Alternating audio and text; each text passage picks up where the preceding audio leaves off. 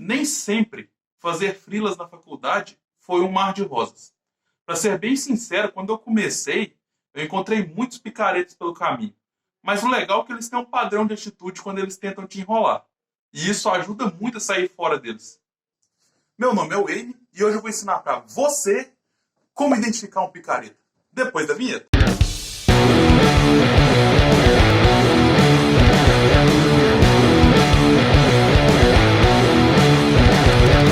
Fala, engenheiros de elite, tudo bem com vocês? Antes de mais nada, eu gostaria que você se inscrevesse no canal, ativasse o badalo, desse o like e comentasse repimboca da parafuseta nos comentários, só pra gente poder saber que vocês estão aqui. Isso não vai custar nada pra vocês, mas vai dar uma ajuda muito grande pra gente. Eu vou até esperar vocês fazerem isso.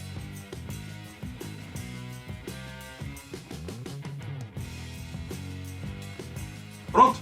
Então agora vamos pro vídeo.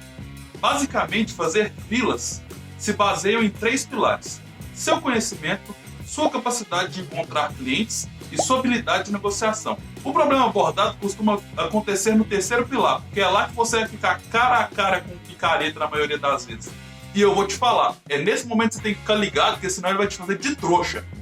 Começando do básico, que é o que mais acontece, um picareta, quando vai fazer um projeto, ele sempre vai tentar parecer maior do que ele é, ou ter mais qualidades e benefícios ou coisas assim do que ele tem. Quando estamos na faculdade, geralmente a gente procura freelas na nossa área. Porém, como a gente é iniciante, muitas das vezes a gente acredita que não somos grande coisa naquela área. E o que faz a gente ter uma autoestima um pouco baixa. O que é completamente compreensível, porque a gente é iniciante na área, então a gente não tem tanta experiência como a maioria. Quando eu fazia freelas, uma coisa que eu percebi que eu achei muito doido foi o seguinte: quanto mais foda era a pessoa que me contratava, mais ela se preocupava comigo como pessoa. Por outro lado, quando eu encontrava um picareta, ele, de todas as formas que ele podia, ele tentava se autoafirmar na minha frente, desse jeito tentando fazer eu me sentir um pouco abaixo da linha que ele estava. O que não acontecia quando eu estava falando com uma pessoa que realmente tinha resultados. Na maioria das vezes, eu posso dizer que quase 100% das vezes, era uma conversa de igual para igual, sentado numa mesa com as duas pessoas se respeitando mutuamente certinho. Com o picareta isso não acontecia. Com o picareta ele tentava o tempo todo falar: eu sou foda pra caramba e você tá começando, então por isso tem que cobrar mais barato. Era basicamente isso. Outro fato interessante nisso é que quanto mais bem sucedida era a pessoa que negociava comigo, mais preparada para a reunião ela ia. Sempre levava algum bloco de anotação, ou então alguém junto com ele para poder conversar, que fosse de confiança da empresa, é claro, né? Ela de alguma maneira ia ter alguma coisa para poder anotar o que a gente estava falando ali e documentar aquilo para eu e ela saber exatamente o que a gente ia fazer. O picareta nunca fez isso. Na maioria das vezes o picareta ia para lá sem nada para anotar, às vezes não levava nem o próprio celular, ficava lá falando um monte sobre ele, sobre o quão foda ele era, e depois tudo que a gente conversava, falava: não precisa anotar não, porque eu vou lembrar de tudo depois. Isso era um grande problema e dava uma puta de uma dor de cabeça do caramba. O pior de tudo é que enquanto o cara bem sucedido às vezes até me aconselhava maneiras de trabalhar para poder eu ganhar um pouco mais no meu serviço de freelance, o picareta não. O picareta tentava enrolar o tempo inteiro para poder criar meias afirmações e coisas do tipo, para mais para frente ele poder tentar mudar o nosso projeto. Outro sinal que o picareta te dá quando ele está querendo te manipular é que ele força uma reciprocidade. Quem de vocês já ouviu falar a frase "falar é fácil"? Pois é, ela se encaixa muito bem nessa situação. Em todos os trabalhos que eu fiz com pessoas realmente bem-sucedidas, em todas as reuniões que a gente fez, sempre tinha uma documentação. Porque a ideia é que o cara ia ser 100% transparente com o que ele queria que eu fizesse. E dessa maneira a gente criava uma melhor posição de trabalho para a gente poder fazer nossas atividades. Era perceptível que ela queria criar a melhor situação de trabalho possível para que a gente tivesse o melhor resultado possível naquele projeto. Com o picareta é diferente. Na negociação com ele, pode ter certeza que sempre ele vai te dar uma sugestão retardada e a frase que ele vai dizer logo depois disso é: eu estou fazendo isso para te ajudar. Fora que ele não vai se dar ao luxo de anotar nada na reunião, porque depois, todas as vezes que vocês fizerem alguma reunião, ele vai tentar criar novos pedidos e novos prazos ou novas ideias durante o projeto para você trabalhar muito mais e ele pagando muito menos e o seu resultado sendo muito pior do que foi o início. Nossa, esse próximo sinal ele faz demais, cara. Puta merda. O picareta sempre vai conversar com você de maneira diferente. Ele sempre vai quebrar o padrão de conversa dele. Você pode reparar, você vai conversar com o cara 2 vezes, ele não vai nem abreviar o porquê nas mensagens do WhatsApp. Mas na 3ª vez que você conversar com ele já tá falando palavrão, já tá falando gíria, tá te chamando de brother. Às vezes parece que conhece o cara há 10 anos. Agora, depois do 3º encontro, toda vez que ele te encontrar vai ser um alarde. Vai sair te gritando pelo nome, vai te chamar de amigão, vai querer te dar abraço, vai querer falar que você é foda pra caramba no que você faz, às vezes você nem fez nada ainda, tudo pra poder puxar seu saco. Só que normalmente essas atitudes mudam de figura a primeira vez que você fala um não pra ele, aí o bicho fica louco.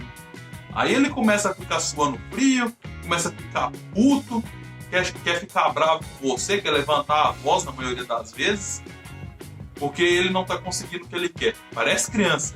É importante lembrar que nada disso acontece quando você está falando com clientes que são realmente pessoas que têm relevância e são pessoas que têm resultados. É sempre uma conversa constante, é sempre uma reunião muito bem organizada, é sempre um papo bem leve. Você nunca vai ter, mesmo que quando você está tendo problemas, um papo que seja aquela coisa densa e que te causa uma preocupação enorme, porque o cara está sempre tentando resolver o problema junto com você. Ele não está tentando te fuder, ou então tentando jogar o problema na sua mão e correr, que é o caso do picareta, que ele sempre faz isso. Esse próximo sinal é uma das principais armas que o picareta usa para te manipular quando você está fazendo um projeto com ele. Ele sempre vai te fazer uma promessa sem fundamento e mirabolante para você trabalhar. Um assunto que ficou muito no hype por muito tempo foi aquelas pirâmides financeiras. Eu não sei se vocês estão lembrados daquela galera que estava vendendo aplicações em Bitcoin, falando que ia ter retornos milionários, mandando você andar de iate porque a empresa ia pagar, falando de jatinho e ser cliente Gold, Master, Plus, sei lá o quê. Então, isso são pirâmides financeiras. Basicamente, uma pirâmide financeira vai te prometer uma coisa muito além do que realmente é normal de acontecer, e na maioria das vezes ela está tirando de alguém para poder dar para você e fazendo essa bola de neve gigantesca. Aí quando ela te promete essas coisas enormes, a ganância e o imediatismo das pessoas que entram nessas maluquices falam muito mais alto e a pessoa já entra até meio que sem ver. Quando ela viu, ela já está sendo manipulada, ela rodou e já está pagando o prejuízo que ela teve nessa brincadeira. E aí eu te falo, com os picaretas isso não é diferente, porque querendo ou não foram eles que criaram essas pirâmides financeiras. Na maior parte dos projetos que você tem com picareta, ele vai vir com a solução completamente maluca, que ele vai dizer que ela é muito fácil de fazer, que ele vai dizer que o retorno dela é milionário e que ele vai tentar ainda te prometer uma porcentagem nos lucros daquilo ali quando estiver pronto, para tentar te induzir a fazer de graça o projeto. Eu vou contar um segredo para vocês. Eu já vi gente sendo presa porque foi enrolada por causa desse tipo de coisa. Abre o olho, fica ligado. A ideia desse maluco nesse momento é tentar arrumar um bode expiatório para ele poder fazer um teste em alguma coisa maluca que ele tá pensando nessa cabeça de merda que ele tem. Agora, por fim, a gente tem um último sinal. E esse sinal é o que fecha todo o ciclo de manipulação que o picareta cria em cima de você quando você trabalhar para ele. É o sinal da autocrítica. Nesse momento, o ciclo da manipulação se completa.